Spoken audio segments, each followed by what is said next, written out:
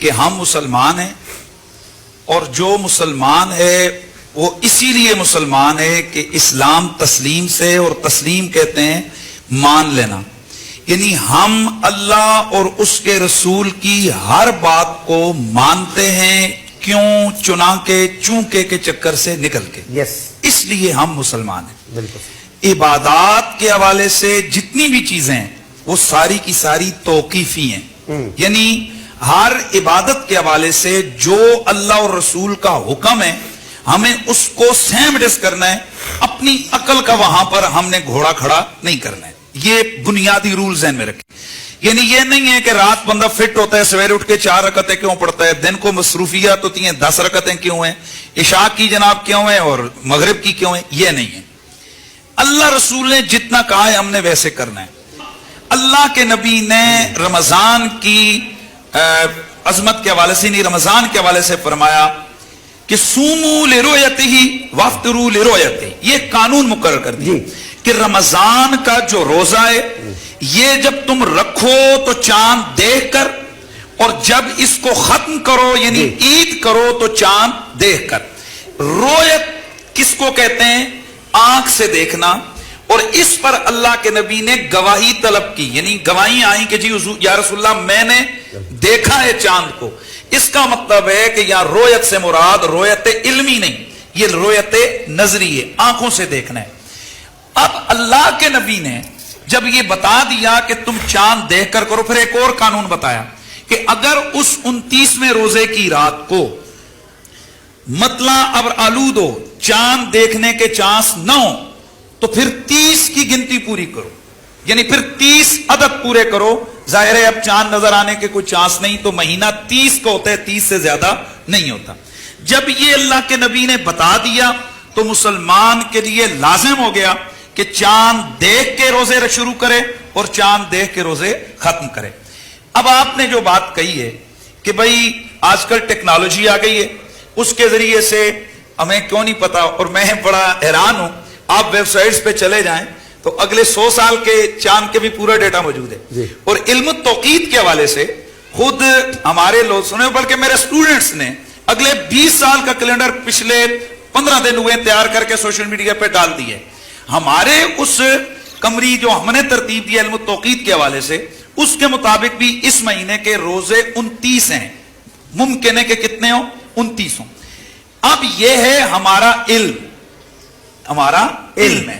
اب علم ہے لیکن ثبوت کیسے ہوگا؟ جب چاند کو آنکھ دیکھے گی۔ اب میں بڑی توجہ سے اپنے سننے والوں کو، آج بات ہو گئی ہے تو میں چاہتا ہوں 2 منٹ میں ذرا اس مسئلے کو کلیئر کروں کہ یہ کیا ہے۔ دیکھیں، احکام شرع جیسے اللہ رسول نے حکم دیے اسی طرح مترتب ہوتے ہیں۔ ایک آدمی کہتا ہے کہ اگر فلاں عورت کا بچہ ہوا تو میری بیوی کو طلاق ہے۔ آج کل الٹرا ساؤنڈ والے تو 2-3 مہینوں کے اندر بتا دیتے ہیں کہ بچہ ہے، 3-4 مہینوں کے بعد تو سارا کچھ بتا دیتے ہیں، اس کے دل کی دھڑکن کیا ہے اور سارا بتا دیتے ہیں۔ اب کیا اس کی بیوی کو طلاق اس وجہ سے ہو جائے گی کہ الٹرا ساؤنڈ والے کہیں کہ بچہ ہے تو طلاق ہو گئی؟ نہیں، اس وقت ہوگی جب وہ بچہ سامنے آئے گا، اس پر سارے احکام شرع مترتب ہوں گے۔ چونکہ اس نے جو کہا ہے کہ اس کا بچہ ہوا تو بچے کا ثبوت کب ہوگا؟ جب بچہ سامنے نظر آئے۔ اس طرح علم کے اعتبار سے، جس طرح میں نے آپ کو بتایا علم التوقیت، میرے استاد گرامی کے بزرگ ہیں، انہوں نے پچھلا 100 سال کا کیلنڈر جو ابھی چند دن پہلے 2-3 سال پہلے ختم ہوا، انہوں نے آج سے 100 سال پہلے بنایا ہوا تھا قمری کیلنڈر، اور میں آپ کو کمال کی بات بتاؤں وہ 95% کریکٹ آیا ہے۔ میں آپ کو وہ ہم لوگ آپ کو دے سکتے ہیں۔ تو اب یہ 100 سال پہلے ٹیکنالوجی نہیں ہے، علم التوقیت کے اعتبار سے لوگ بنا رہے ہیں، لیکن فیصلہ جو ہے وہ رؤیت بصری پہ ہوگا۔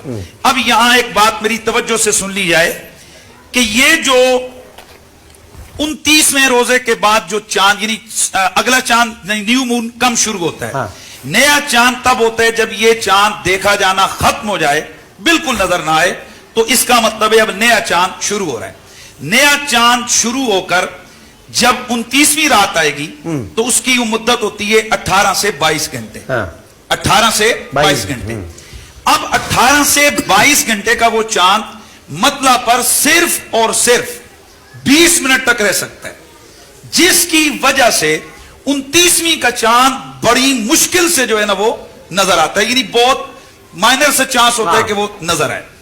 اس میں جتنا جتنا افق کے قریب علاقے اور ریجن آتے جائیں گے اتنا اس کی لمٹ چاند کی، چونکہ سورج لیٹ غروب ہوگا تو اس کی عمر بڑھ جائے گی، یعنی سعودیہ میں اگر 2 گھنٹے کا فرق ہے تو وہاں 22 کے بجائے 24 گھنٹے کا ہو جائے گا، تو وہاں ممکن ہے کہ چاند اس وقت نظر آ جائے، لیکن پاکستان میں وہ چاند نظر نہ آئے۔ یہ وہ وجہ ہوتی ہے، کئی لوگ کہتے ہیں وہ جی سعودیہ والوں کا اور چاند ہے اور آپ کا اور خدا ہے۔ بھئی وجہ یہ ہے کہ اس وقت ہمارے یہاں زیادہ سے زیادہ 5 سے 6 ڈگری پر ہے چاند، جو ممکن ہی نہیں۔ اور میں یہاں اس اتنے بڑے فورم پہ بیٹھ کر ڈاکٹر صاحب ایک بات بتانا چاہتا ہوں کہ آپ اپنے پاکستان کا نقشہ دیکھیں، اس نقشے کے اعتبار سے سب سے دور اگر آپ پیچھے دیکھیں تو لاہور ہے، لاہور سے آگے دیکھیں تو اسلام آباد ہے، اسلام آباد سے آگے دیکھیں تو پشاور ہے، پشاور سے آگے دیکھیں تو کراچی ہے، کراچی سے آگے دیکھیں تو آپ کے جیوانی اور پسنی کے علاقے، کوئٹہ وغیرہ۔ اس کا مطلب یہ وہ علاقے افق سے زیادہ قریب ہیں، تو اگر چاند کہیں دیکھے جانے کے چانسز ہوں تو وہ کراچی یا پسنی اور گواد ان علاقوں میں آ سکتے ہیں۔ حیرانگی کی بات ہے کہ جو علاقے اس کے قریب ہیں افق کے، وہاں تو چاند نظر نہیں آتا، اور جو سینٹر والا ایریا ہے وہاں پر چاند نظر آ جاتا ہے۔ اب یہاں ایک کوسچن ہے کہ ٹیکنالوجی ہے تو آپ لوگ فائدہ کیوں نہیں اٹھا سکتے؟ میرے برادر، میرے بھائی، اس بات کو توجہ سے سننا ہے کہ ہمارے علماء، یہ جو ہماری رؤیت ہلال کمیٹی ہے، یہ غلط ہے کہ وہ فائدہ نہیں اٹھاتے، وہ فائدہ اٹھاتے ہیں۔ رؤیت ہلال کمیٹی کے اندر باقاعدہ طور پر آپ کے ماہرین فلکیات موجود ہیں جو بڑے وثوق کے ساتھ وہ چیزیں بتاتے ہیں، لیکن میں نے آپ سے کیا کہا کہ فیصلہ کب ہوگا؟ رؤیت بصری کے اوپر، جب کوئی بندہ یہ کہے۔ قمری کیلنڈر کا کیا کریں گے؟ اچھا میں عرض کر، دیکھیں وہ علم کے لیے، لیکن پھر بھی رؤیت ہلال کمیٹی بیٹھی، رؤیت ہلال دیکھیں ڈاکٹر صاحب، یہاں ضروری نہیں ہے کہ کوئی مفتی ہی رؤیت پر، مگر رؤیت ہلال کمیٹی دیکھیں اچھا یہاں یہ بھی ذہن میں رہے، رؤیت ہلال کمیٹی کی حیثیت پاکستان میں قضا کی ہے، عدالت کی سی ہے۔ کیوں؟ اس کو پوری قوم کی طرف سے قبولیت حاصل ہے اور گورنمنٹ کی نمائندگی حاصل ہے، اس کو بنایا گیا ہے۔ اب ان کے جتنے معاملات ہیں، اور یہ جو کئی حضرات کہتے ہیں جی کہ گواہی قبول نہیں ہوتی، میں اس بات کو ضروری کرنا چاہوں گا، میں جلدی سے بات ختم کرتا ہوں۔ دیکھیے کئی دفعہ تزکیۃ الشہود ہوتا ہے، یعنی گواہوں کو چیک کیا جاتا ہے۔ عدالت میں آپ لوگ جاتے ہیں، کیا ایسے ہی کھڑے ہو کر ایک بندہ کہ میں نے ایسے کیا ہے؟ تزکیۃ الشہود ہی بتا دیں۔ جی میں تزکیۃ الشہود کہتے ہیں کہ گواہ کے سچا ہونے کو چیک کرنا کہ یار یہ گواہی واقعی صحیح ہے۔ ایک آدمی دعویٰ کرتا ہے جی کہ میں نے اس بندے کو دیکھا، اس نے اس بندے کو پستول کی گولی سے مارا۔ اب آپ کی پوسٹ مارٹم رپورٹ کہتی ہے بھائی اس کے جسم سے تو کلاشنکوف کی گولی نکلی، تو کیسے کہتا ہے کہ اس نے پستول سے مارا؟ اس کو کہتے ہیں تزکیۃ الشہود۔ اب گواہ جب آ کر گواہی دیتا ہے تو یہ نہیں ہے مولانا صاحب یا جو کمیٹی کے مفتی صاحب ہیں وہ آنکھیں بند کر کے کہیں بس ٹھیک ہے، وہ پوچھتے ہیں تو بتا جب تو نے چاند دیکھا تھا تو کتنا اوپر تھا، اس کا یعنی یہ جو رخ ہے وہ ایسے تھا یا ایسے تھا؟ میں یادش بغیر جب پشاور میں یہ رؤیت ہلال کمیٹی کا اجلاس ہوا تو وہاں ایک رپورٹ آئی کہ گواہ جب بلائے گئے، اس نے کہا جی میں نے چاند دیکھا ہے۔ انہوں نے کہا اچھا 29 کا چاند تھا، اچھا تو نے کیسے دیکھا ہے؟ اس نے کہا میں افطاری کی میں نے، اور افطاری کر کے اس کے بعد میں مسجد میں گیا، تو مسجد کے بعد میں باہر چھت پہ چڑھا تو مجھے چاند نظر آ گیا۔ انہوں نے کہا اچھا گھر سے تیری مسجد کی جب انہوں نے تزکیہ کیا، علماء نے پورے سوالات کیے، تو مسجد اور اس کے یہ پورا ٹائم بنتا تھا 1 گھنٹہ۔ اب جو ٹیکنیکلی کویسچن وہ تو یہ ہے کہ تو جس جگہ پشاور میں بیٹھا ہے یا تو زیادہ سے زیادہ آج کا چاند کتنا نظر آ سکتا ہے؟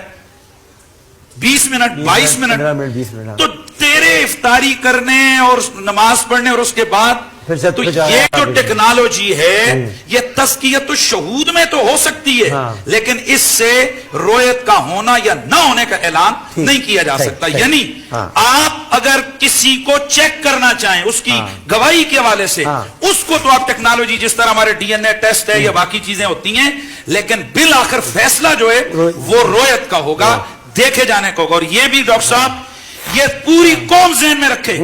میں آپ سے ایک سوال پوچھنا چاہتا ہوں، آپ کو اگر میں کسی ایک بندے کو کہوں یار تو میرے ایک سجدے کی ذمہ داری اٹھا سکتے ہیں آپ؟ یا چلو میرے ایک روزے کی ذمہ داری نہیں، اٹھاؤ، کوئی نہیں نہیں اٹھائے اٹھا سکتے.